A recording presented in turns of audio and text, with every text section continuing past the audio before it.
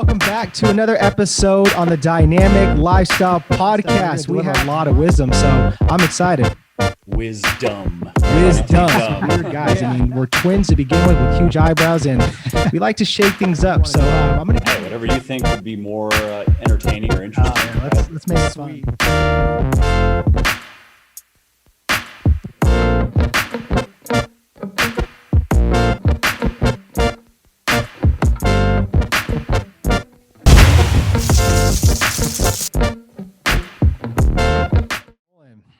All right, guys, welcome back to another episode on the Dynamic Lifestyle Podcast. We have Mike Matthews with us. Mike, how you doing today? Pretty good. Thanks for having me. Hey, thanks for showing up and being on the show, man. I know this is going to be a good one. You have a lot to talk about and stuff, and you're going to deliver a lot of wisdom, so I'm excited. Wisdom. Yeah. I like that. So, Mike, we like to kick off the show and give the guest a couple options here. So Chris and I, we could be some weird guys. I mean, we're twins to begin with huge eyebrows, and we like to shake things up. So I'm going to give you a choice here. So you guys should grow unibrows, dude. You have like the eyebrows going. Growing up in like high school, middle school, that was like the story of our life. And I was like, never again. So have you ever played this game? It's called Never Have I Ever? No. Okay, so we could sounds familiar, but no. Yeah, it's like a game where it's like 6 random cards. It could be anything. That's the thing. So it keeps things interesting. Or we could just go with rapid dynamic questions, whatever you want to do. Hey, whatever you think would be more entertaining or interesting. Let's make it fun. So let's play this game. Cool. All right, so let's start with the first card. So, never have I ever known someone in the mafia. And I'm supposed to say true or false? You're supposed to say either I have never or I have. Oh, not that I know of. I've met some shady people in gyms actually, but I can't say that I knew they were part of any mafia. Okay. Maybe some Eastern European. Again, I've met some strange folks working out in strange gyms over the years. Gotcha. And I should have explained the game better. Yeah, my bad. This guy here. I figured that's how it works, but cool. Next one. Never have I ever gone to a party, done drugs, and had sex with someone I just met. Wow. I have never. So check this out. So I have been with the same woman since I was 17. Awesome. Congrats, that was the first I lost my virginity to her, right? And I've not only never done drugs, I've never even been drunk. I never got into drinking. And then as I got older, I was like, this is probably not a habit worth taking up. So I'll just leave it out. And by not drinking, I also maybe don't know what I'm missing out on. Who knows? Maybe I would love it. And then that's a problem that I don't want to deal with, right? Just because it'd be obnoxious to be addicted to anything really, and particularly alcohol. And especially when you consider how harmful alcohol is. Yeah. If you have it in moderation, it's fine, obviously. But one of the easiest ways to destroy your health, and that, of course, it's your physical health, but also your emotional health and your mental health, is to just get addicted to alcohol. So yeah, I'm a bit, I guess, strange in that regard. Cool. All right. Never have I ever. Not very fun at parties. It's all good. Never have I ever gotten stitches while drunk. So that's not even. Yeah. I've never gotten. Have I gotten stitches? Actually, maybe. I remember.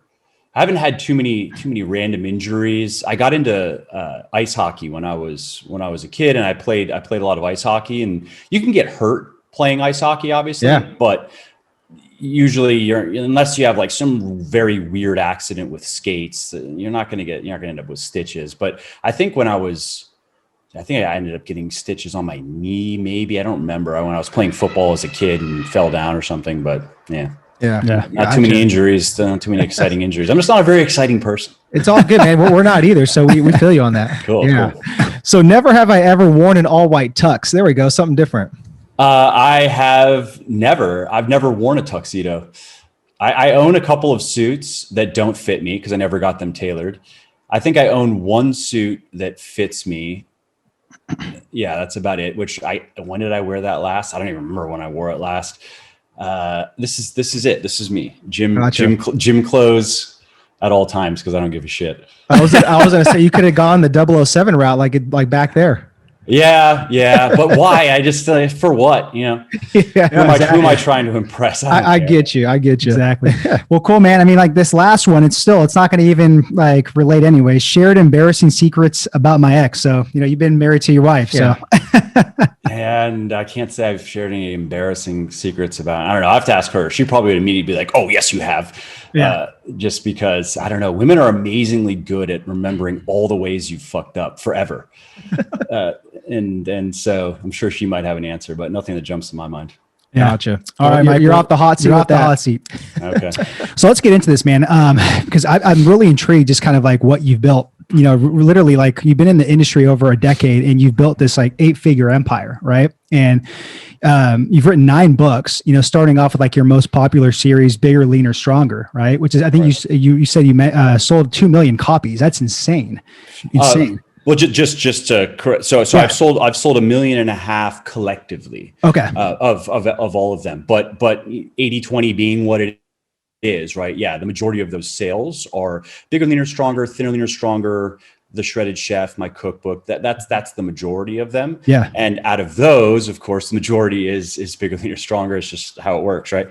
But the other 2 have done well, and then the others have done well by normal book selling standards. Like, for example, I have this book called The Little Black Book of Workout Motivation. And I just did it kind of as a fun project, something I wanted to work on. I didn't think that it was going to do as well. I figured that if it were to do as well as my other books, that would be lucky, basically. And I think in the first year, it sold about 50,000 copies, which, again, by normal publishing standards, that's not bad. That's not amazing. That's not, you're not gonna get big book deals with that. But if I were publishing with a traditional publisher, I certainly would get another book deal. They would consider that a success. So yeah, and then also you came out with this one right here, Fitness Science Explained with James Krieger. He's been on the show as well too. Nice. Yeah. That was also that was a project that James and I had worked on a couple of years ago, actually, because at the time I wanted to start releasing digital courses. And that was going to be a course, which is why I don't know how this didn't get caught through all the editing, but there are a couple of instances where it's referring to the book as a course in it. And we have a note to like just fix that, in future print. Actually, that one's on print demand. So anyways, that will be fixed, but that's why, because it was going to be a course. And then I decided not to do that for various reasons, which I'm not sure that would make for an interesting discussion, but I'm happy to talk about it if you want. And then did the book instead. And that's another book that I think it will just consistently sell. Obviously, it is not for most people. It's kind of a technical book, even though I think we do a pretty good job breaking it down and making it understandable I mean, I came into it at least thinking, okay, I want to be able to give this to somebody who couldn't even really define the word science. And I want them on the other end of it to know their way around the literature. Obviously, and we say this in the book, you can't replace a formal education in this stuff with, 150-page book, but you can get a working knowledge of the scientific method. And then you can apply that to understanding research and also qualifying and disqualifying research, understanding what is good and what is not. And that is also done about what I expected. We did a little book launch for it and got a bunch of people who were interested in it. And now it just, it cruises along, it finds its little kind of, its spot in the hierarchy, and that's it. Yeah. No, that's awesome. So I kind of want to go back to like your upbringing, because like I said, you've built an 8-figure business. You've literally written 9 books. You've done a lot, man. So like, where did this kind of drive come from? Like, did your mom or your dad like kind of like push entrepreneurship on you, or like just where did it come from, like in your upbringing? That's a good question.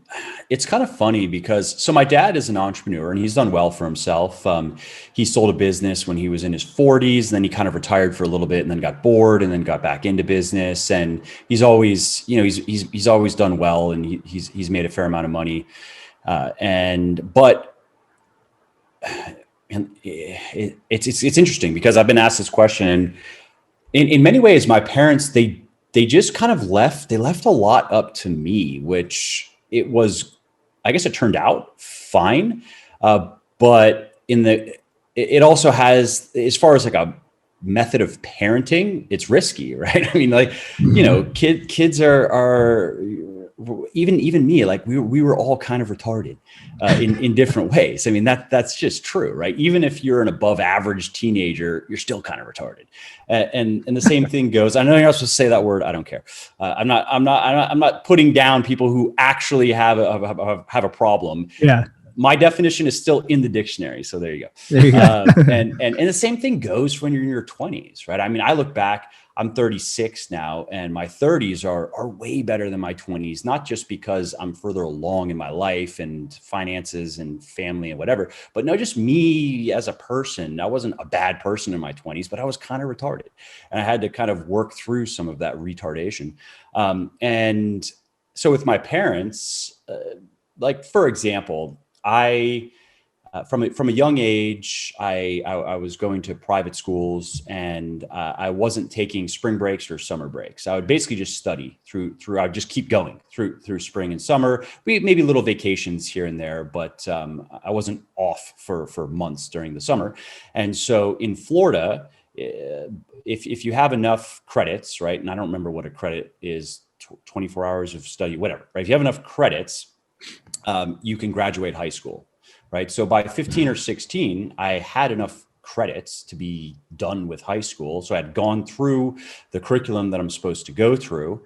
And so what do? I was like, do I just keep going? Should I go to like a local community college for a couple of years, prep to go off to a school and pick a vocation and go that route? Or should I just start working, maybe get some working experience? I could work in my dad's company. I could find work through people friends of his, business associates, and just start figuring out what do I like to do, or something else altogether. I don't know. And I don't really remember too many, like, quote unquote, serious discussions with my parents about what I should do.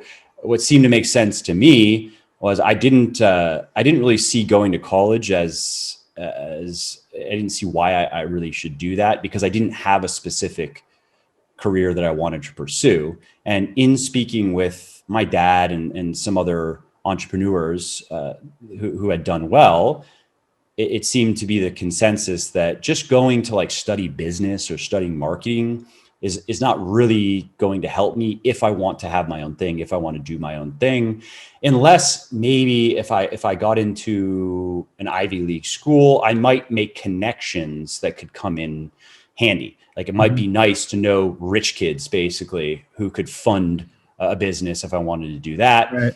Or who could maybe even join me as a partner if they also were good at things and whatever, right?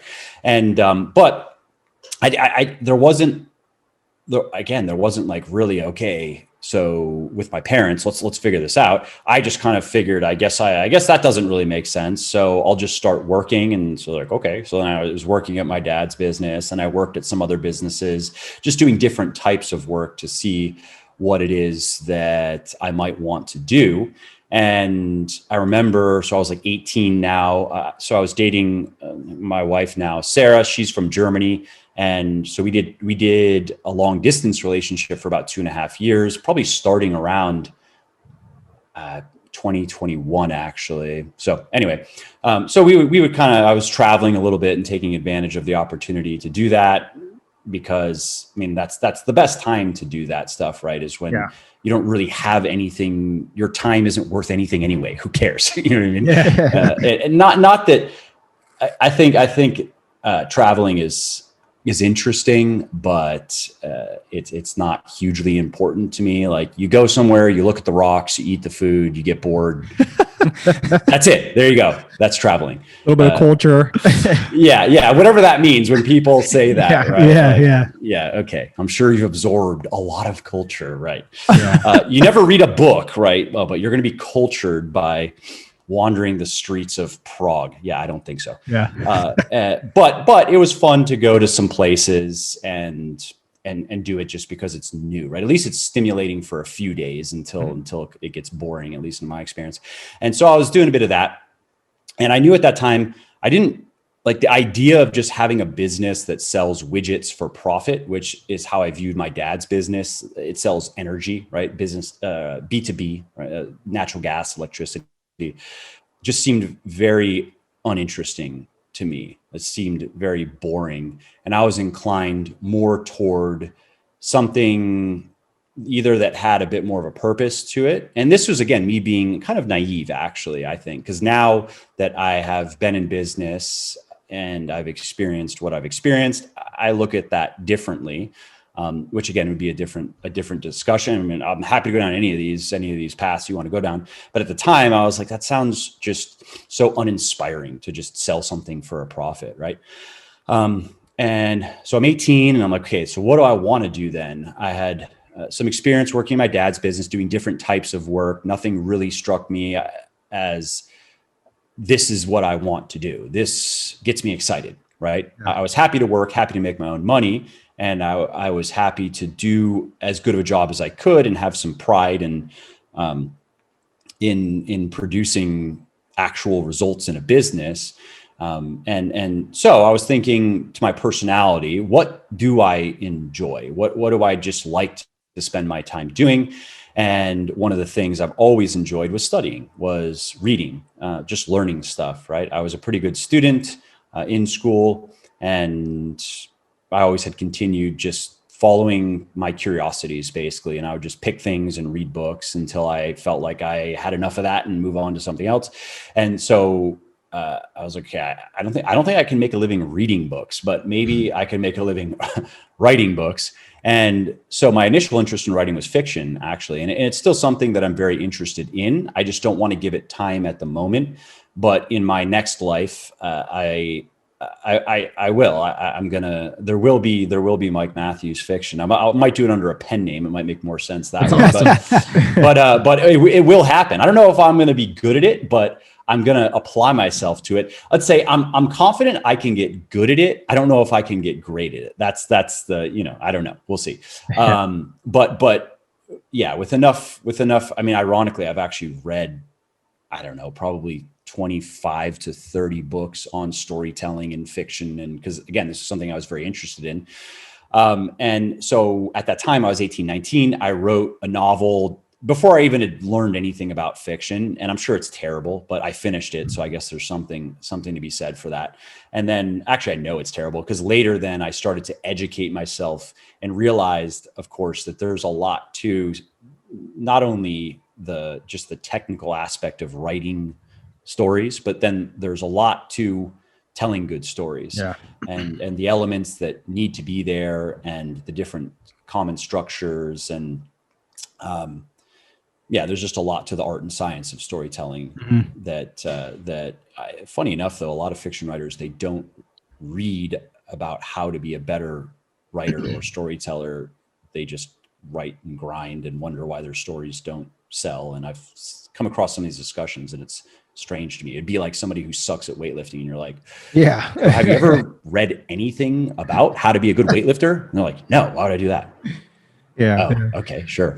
Anyway, really quick, if I could ask, go ahead. Question, just like interject, like when you started off on that journey, when you're like, okay, I want to do my own thing. Obviously, we're all faced with self-limiting beliefs, like such as fear of getting started, fear of failure, comparison syndrome. Maybe it's like imposter syndrome or scarce money mindset. Which one was it that you dealt with? And then how did you break past that just to keep going? That's a good question. So.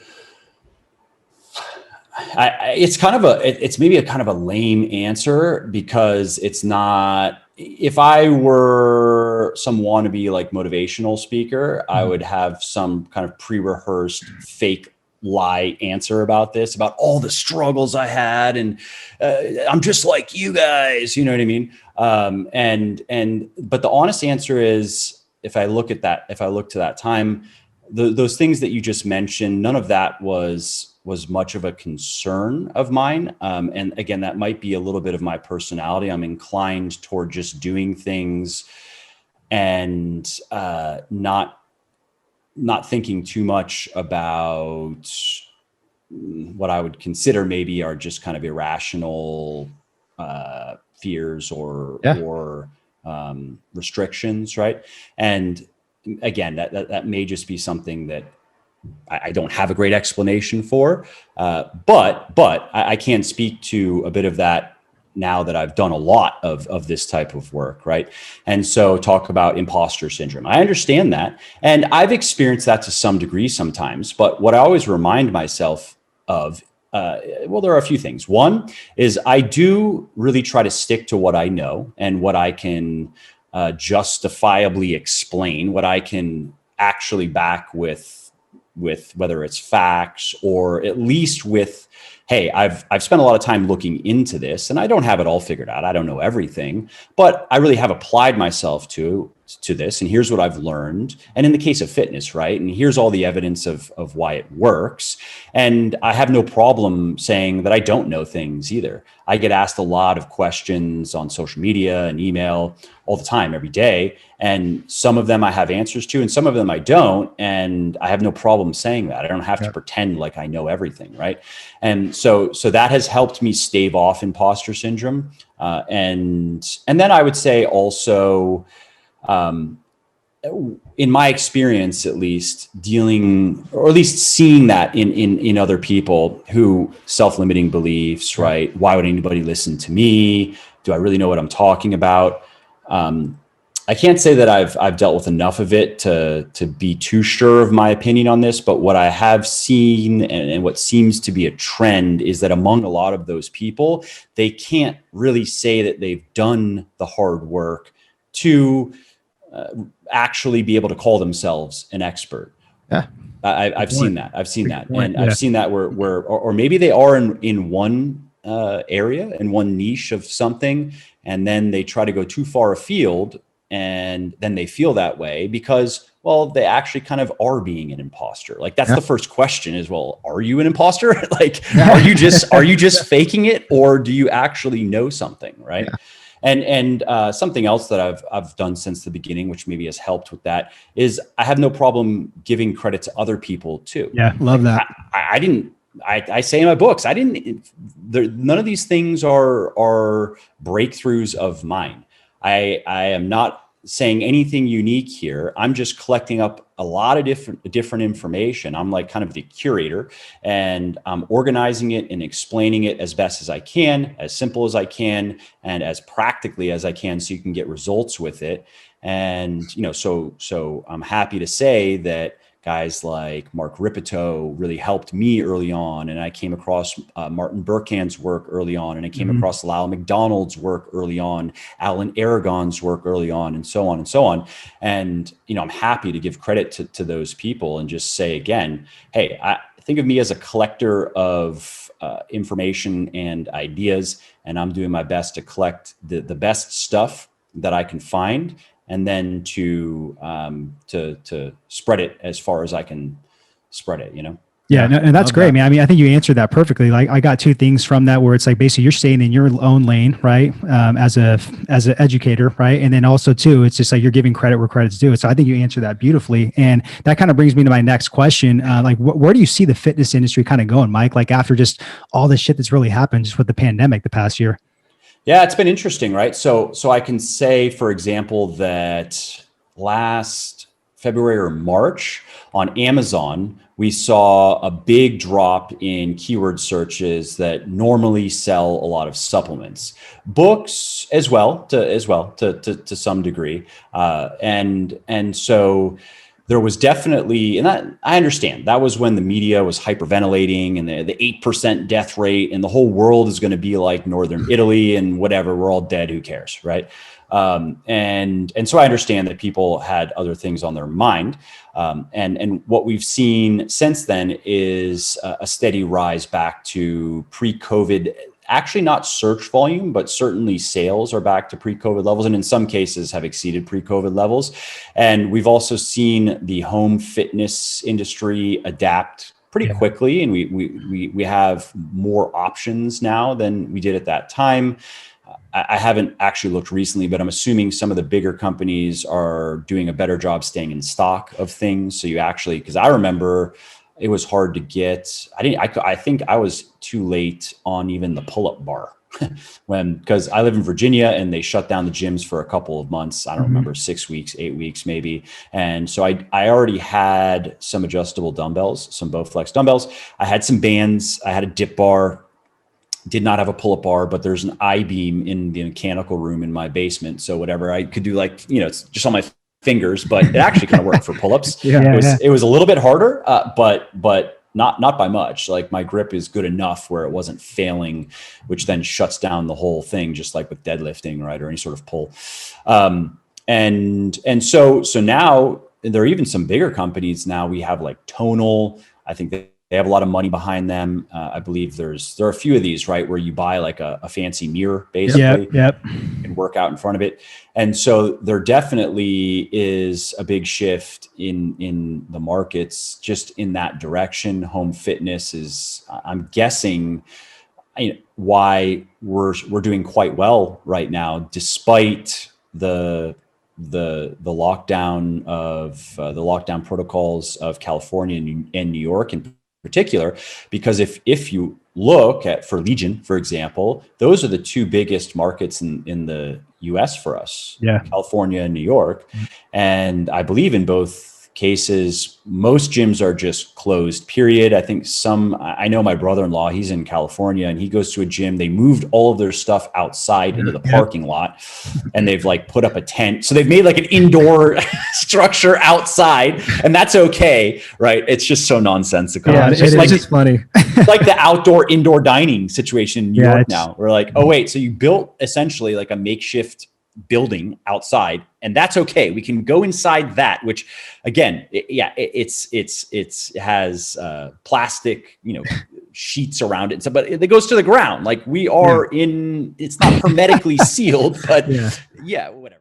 I know what you're thinking. You're probably like, dude, come on. I was literally watching this video, watching this interview, and you literally just pop up on the screen and interrupt it. Trust me, there's a good reason for this. Just hold on, and I'm gonna let you get back to that interview or that video. Trust me, all right? So the reason why I stopped you on this is because we're giving away our book 100% free. Okay, so if you're a frustrated fitness professional, you're not growing fast enough, you're looking to future-proof and recession-proof your business by adding online training, or if you're doing online training, you want to scale and grow faster, all you have to do is check out our new book. We're giving the audio away, we're giving the PDF away. So all you have to do is click the link below in the description box and get your free copy. All right, so now back to the video. So anyway, I'm guessing that's why things are going quite well, is more and more people have just taken it upon themselves to start working out at home. And so the big question there is, with people now used to working out at home, investing some money, maybe not a full home gym setup, but even just like my setup, which worked fine for me, actually. I did that for 6 months, even though the gyms were back open within a couple of months, but I actually kind of came to enjoy the time savings of it, right? I didn't have to drive to the gym. I didn't have to like wait for equipment or anything. I could just go downstairs, do my workout. And I mean, essentially a maintenance phase for the rest of my life anyway. I'm not going to gain any more muscle and strength to speak of, really. I can get, I think, a little bit more strength out of my body, just because I'm approaching now my best evers, my previous best evers, and I do think I can beat them a little bit. But I genetically and anatomically am not made to be very big and strong. So I think a good ceiling to assume for my strength is probably going to be the 3-4-5 rule, right? 3 plates on the bench, 4 on the squat, and 5 on the deadlift. That's kind of like the 24 to 25 FFMI, right? If you're talking about muscle gain for natural weightlifters, for strength gain. If you're a natural weightlifter, you're a dude, and you got the 3-4-5, that's very good. Good job. Absolutely. And you're probably not going to be able to do much more than that, right? Right. But anyway, so I was doing that home workout stuff for a while. Didn't lose any muscle. Did lose some strength when I finally got back under the barbell, especially on my squat, which is weird because I was doing, I would say, effective lower body training. I had these dumbbells and they were heavy. I was doing heavy dumbbell front squats, which are hard. I mean, they are just hard exercises. I was doing split squats. I was doing lunges. I was doing Nordic hamstring curls. And again, lost no size in my legs. But when I got back under the barbell to squat, I was impressed at how shitty it was. I was like 60 pounds off my 1RM, and it just felt terrible. Yep. And it took several weeks for me to get back to that. So anyway, I think that we're going to see unfortunately, there's going to be probably a lot of short-term contraction and pain in the gym market. And I hope I'm wrong. Honestly, I do. I'm looking at people. Okay, they have their setup now. They have their routine. They have their stuff. And I hear this from people, right? Well, why should I go to a gym? Like, I have everything that I need here. Yeah, it's like they adapted already. Exactly. So it'll probably be incumbent. Now, a gym's going to go away? No, of course not. But I think it's going to be incumbent on gyms now to do a better job selling people as to why they should come. For sure. Right. I think there's just going to have to, that's going to have to be the market response. And you're always going to have people like us who are really into our fitness. And we want, if we're going to probably want to go to a gym unless we really have the space and the money to do a home gym the way that we want, which would include some expensive machines. Like now we're talking, I mean, really for us, if you think about how much money would we need in space to do it the way we want, it's probably at least $10,000, probably more, right? I mean, depending on what quality of equipment you want. And as far as space goes, maybe 1,000 square feet would be my guess. And that might even be a little bit cramped. So who can do that? So there already is obviously a market still there for it. But if gyms are going to want to be reaching out more to just the gym and fit crowd who have all these options of things they can do at home, I think it's going to be a matter of, it's just going to probably take some smart entrepreneurs and entrepreneurially minded people to figure out that there's just that disconnect between the current kind of, unique selling proposition of gyms, which is more to people like us versus all the home stuff. So I think that's going to be, definitely a short-term trend, at least. Yeah, no, I definitely agree on that. So, I mean, we'll just see one day at a time with all this. So I want to switch gears right now, Mike. So Chris and I, we're big on just like understanding, high performers, routines, rituals, habits, pretty much your lifestyle. So let's dig into this a little bit. Like, can you take us through like your morning routine and then kind of like what a day in the life looks like of you? Because after all the success, you got to be doing some little key hack things that I can even learn from. Maybe we'll see. You guys have to tell me, right? Because again, I'm a big believer in fundamentals, as you guys know, just from my work, right? So I'm much more interested in the 20% that gives you the 80%, making sure that I'm very good at those things before I care about the rest of the things that can deliver that last 20%. And those are usually the more sophisticated things, or even the more involved things that just require more work than just focusing on the fundamentals. And so for me, as far as my routine goes, I guess I am a bit of a believer in having a good morning routine, in that it definitely, I think it sets you up to have a good day. Right. So if you can come into 9 or 10 in the morning feeling like you have already gain some momentum and you've gotten some things done that are helping you move toward meaningful goals, and you're in a good mood, that just makes for a better day. I don't think there's much beyond it than that. There probably is something also to be said for waking up early, only because, well, 2 reasons. One, you're not going to wake up early and like go sit in front of the TV. You're just not going to do it, right? If you're going to wake up early, you're probably going to use that time for something productive and constructive. Maybe you're going to go do a workout. Maybe you're going to read. Maybe you're going to do some early work so you can break in the morning and do a workout, whatever, right? So then it also forces you to go to bed earlier, which means you're probably going to spend less time just doing pointless stuff, because only pointless things happen after 10 p.m. period. Even if you're Elon Musk, I don't care. After 10 p.m. and you're basically a baked potato at that point, you're not doing anything that matters. And so for me, so that gives you just an idea of how I go about my routine. So weekdays, I'm in bed 9:45 to 10 p.m. or so. I don't watch much TV. My wife and I, we go in and out of it. Sometimes we'll watch, like we were watching this Blacklist show. We'll watch maybe 30 minutes on average or something at the end of the night. And then we kind of lose interest, and then end up just spending a little bit more time together in a maybe more meaningful way than just like sitting there in front of the TV. Right. And I'm very hard to please anyway with TV shows and movies, because there are other things that I would like to do with my time like reading, for example. I actually just genuinely enjoy reading more than watching TV. So if I'm going to watch TV, it better be really good, or I'd rather just go read. Right. Yep. And so my alarm is at 6. I usually wake up a little bit before that, or wake up with my alarm.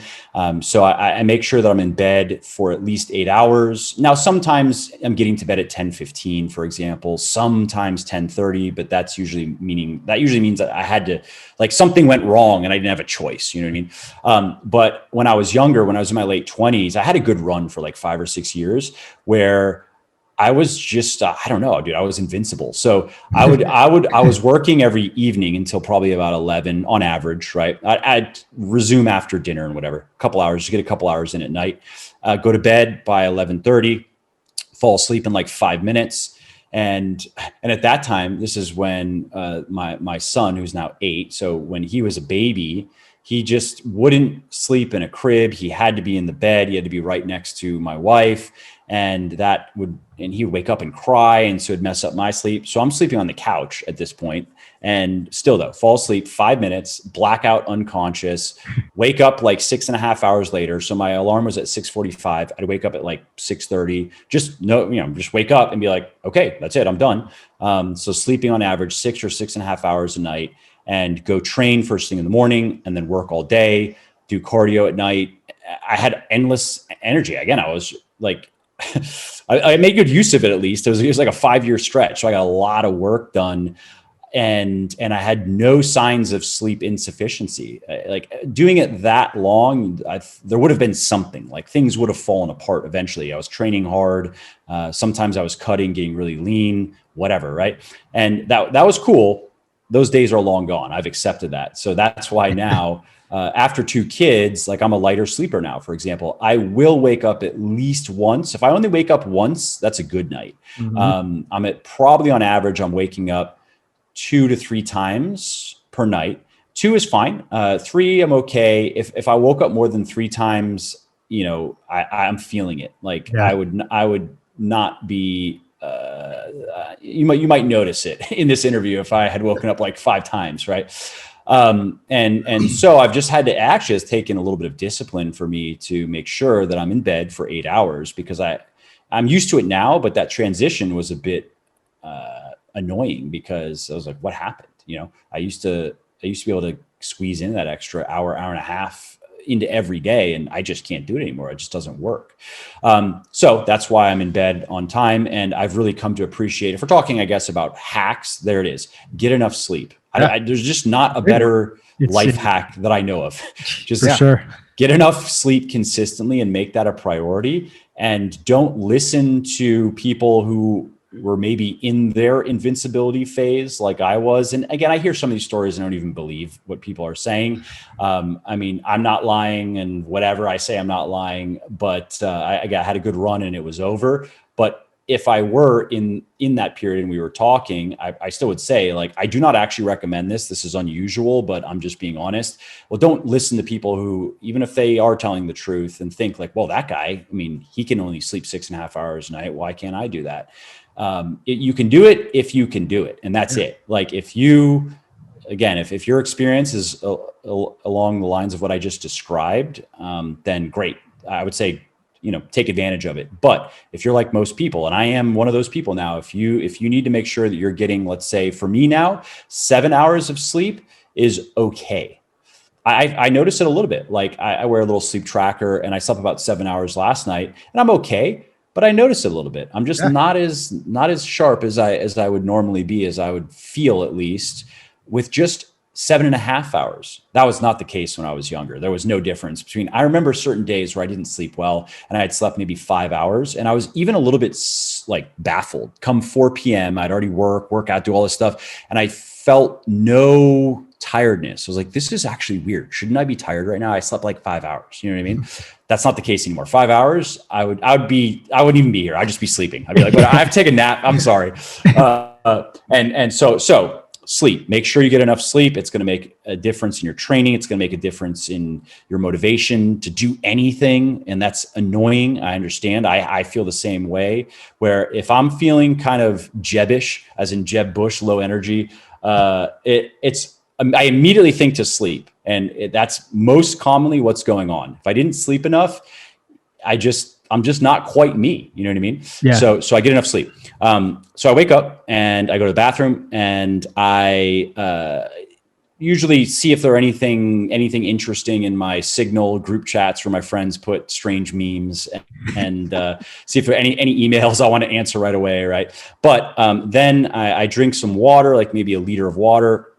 And I have an infrared sauna. I go sit in that and I read for usually about an hour, let's say 45 to 60 minutes. I read on my phone because I read in the Kindle app. I like to make highlights and make notes, which I can easily then extract out. And I put everything into Google Docs, and I have like a whole system that I use for that. Nice. And then, so come like 7:30 or so, I'm out of the sauna. I have a little simple stretching routine that I do that just helps keep my body balanced. Like, it came about out of necessity, really, where I was having some biceps tendonitis in the past, and my hips were kind of imbalanced. And one of the things that helped was just some regular stretching to prevent those things from recurring. Maybe 10 minutes or so, simple.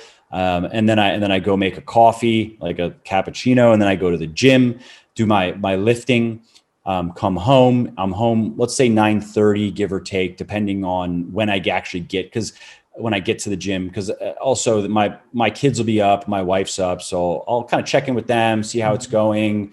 I don't have too much time with them. So spend a little bit of time in the morning, just being there basically as I like make my coffee and stuff. Come home, start working, and just break for lunch. I just make a salad and eat it at home. I have a protein shake. I eat here. I just make all my own food. Just keep it simple. I eat the same stuff every meal, every day, because I just don't care. It's not even worth a minute of thinking, what do I want to eat? It's just not worth it. I have too many other things to do. Speaking my language. Yeah. I mean, it's true, right? It's one of those things. It's like, what clothes am I going to wear? I don't care. I don't even want to think about it. I open the drawer and grab whatever is there. That's what I'm wearing. There you go. Sure, man. Right. And the most I'll do is if I guess don't want to look like a complete slob because I'm doing something, I guess, then I'll wear like jeans and a shirt. Right. Wow. And so work, have a break for lunch, get back to work. Sometime in the afternoon, I will do cardio. So I do 30 minutes of just moderate intensity. Like I would say a 4 out of 10, where I could probably do a podcast like this. You'd hear me breathing a little bit. I'd lose my train of thought, maybe a little bit here and there, right? But not all out, just for burning calories and for just maintaining cardiovascular health. And I've written and spoken about the benefits. I think there are quite a few reasons. Well, there are several good reasons to include cardio in your routine, even if you are just mostly interested in getting big and strong. And I would say that was not the case. I didn't think it was that. I didn't think it really mattered maybe 5 or 6 years ago, but as I've just educated myself more, and my position on that has changed a little bit. So I do about 30 minutes on an upright bike, which I just have down in my exercise room. And I either read while I'm doing that, which isn't hard to do because again, I'm not doing like high intensity sprints, and I'm just kind of grinding away at a decent pace. I don't have a wattage reader, or I'm not paying that much attention to it. What I have noticed is as my cardiovascular fitness has improved, I've been doing this for almost a year now, actually, consistently. Whereas previously I would do like 2 cardio sessions a week. That was my thing on the weekends. That I've been able to maintain that pace, which I more am judging, I guess, by, again, how am I breathing? Could I hold a conversation or not? You know what I mean? So I've been able to maintain that pace while steadily increasing the difficulty, right? The resistance on the bike. So I'm getting a little bit fitter over time, but I'm not pushing it. It's not training like in the gym. I'm not using a system. It's more just exercise. So I'll either read during that, or I will make phone calls. So if I know I have to make some calls for work or even personal, which I've gotten better about in the last couple of months, where previously I would tend to not talk to many people outside of work. Like, you're not going to hear from me probably. Like we could even be friends. It's not that we're not friends. it's just, I don't know. I'm always busy doing things. And it was a matter of priority, I guess. And it wasn't me consciously thinking like, yeah, I don't give a shit about these people. I'm just gonna get rich, whatever. No, I don't know. I just was so biased toward work that's all I wanted to do. And I just would forget to even call my parents. Like a month would go by and I didn't even talk to them. You know what I mean? So I was like, okay, that's actually just not good. I need to, and it's like, and there's more to life than just working and pursuing just those goals. There's more experience to be had. And a big part of that is, of course, our relationships and they're, so I've made that a point to work in some more personal calls. Like when I'm driving back from the gym, that's another period I have kind of blocked off to make a call to a friend or it's a 10-minute drive, just check in, how's it going? And then when I get home, I can just do my thing. Same thing on driving to the gym, or I will do flashcards, which may sound dangerous, but it's not. I mean, there's very little traffic and I'm just like, looking at my phone and thinking about it's vocabulary training basically. Right. So a word would be on my phone and then I have to remember what it means and, whatever. So I'm working, I do my cardio in the afternoon. I'm either reading during the cardio or doing a call, usually a work call.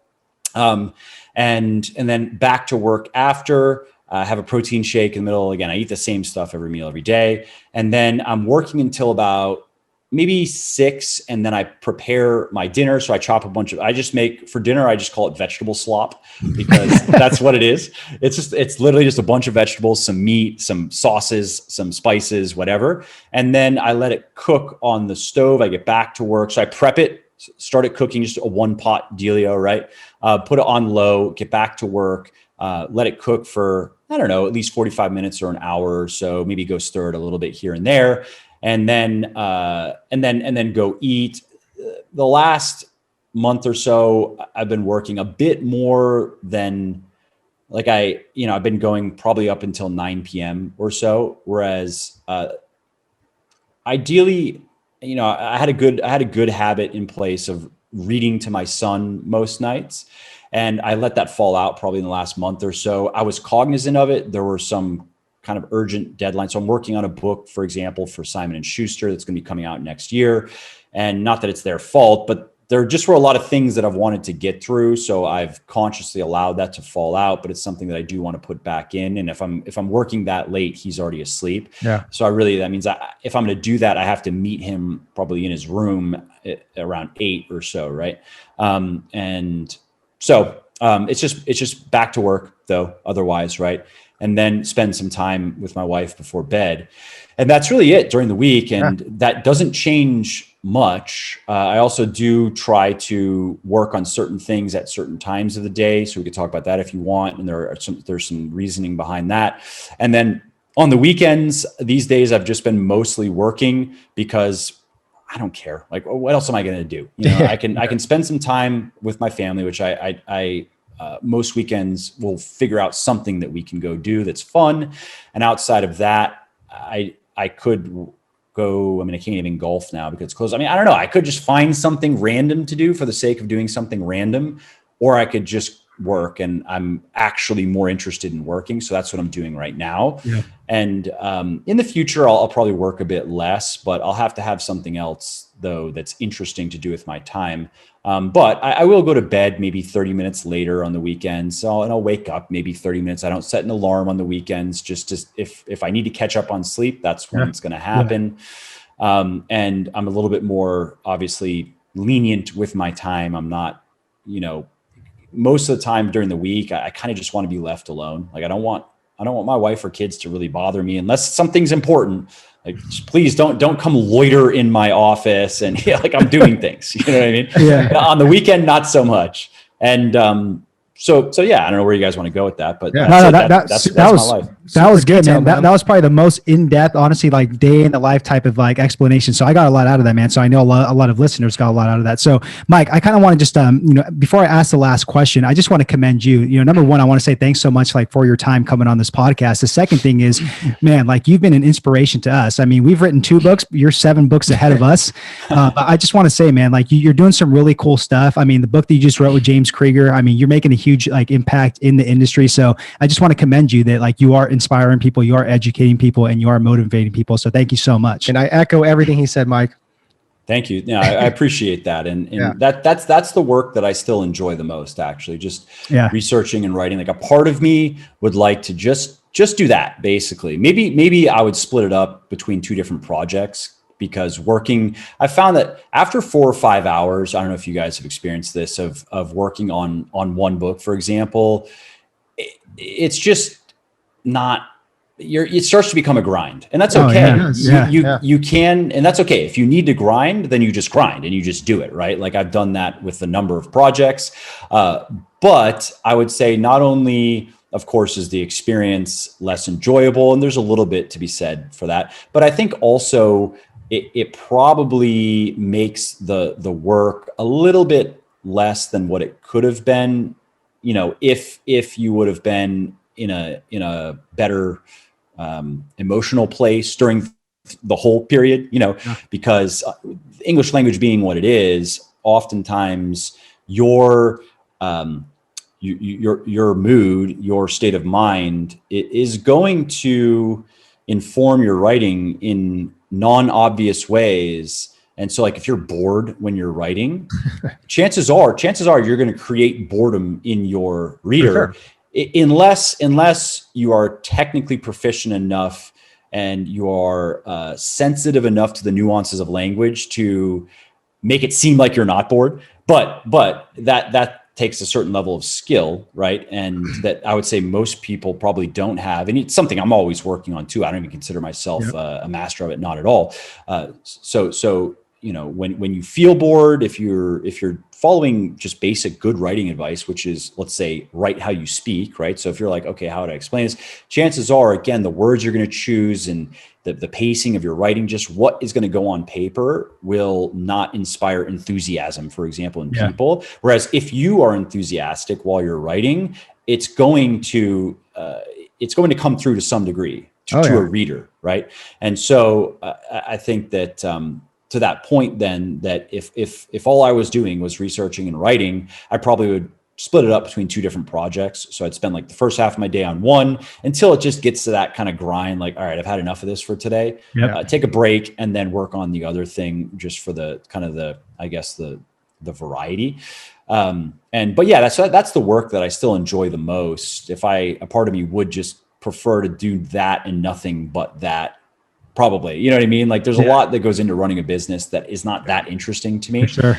And I do like some of it. I like marketing. I like persuasion. I like copywriting. I like selling. And so that's good. But anyways, yeah. And I just appreciate that type of feedback means a lot to me, because again, I'd say that's the part of what I do that I'm most personally interested in, honestly. Absolutely, man. So where can the listeners pick up like your new book, Fitness Science Explained, and even like the other series that you wrote?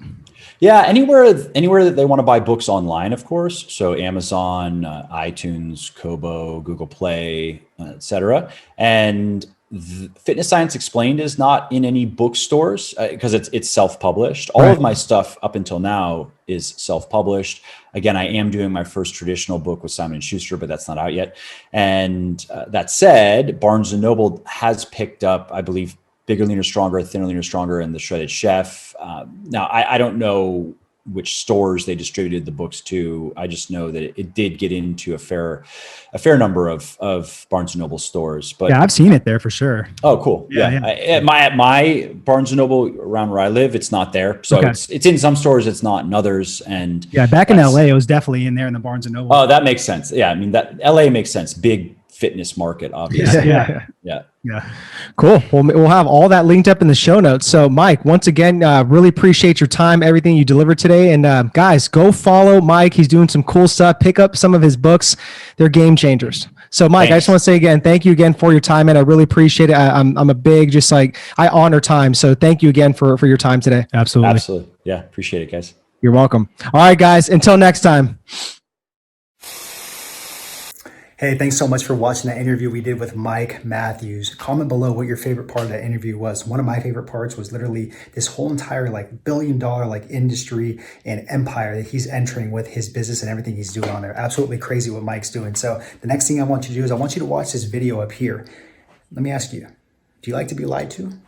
I don't like to be lied to. So the fitness industry has been lying to you. And I'm going to tell you the number one lie that they have told you and sold you.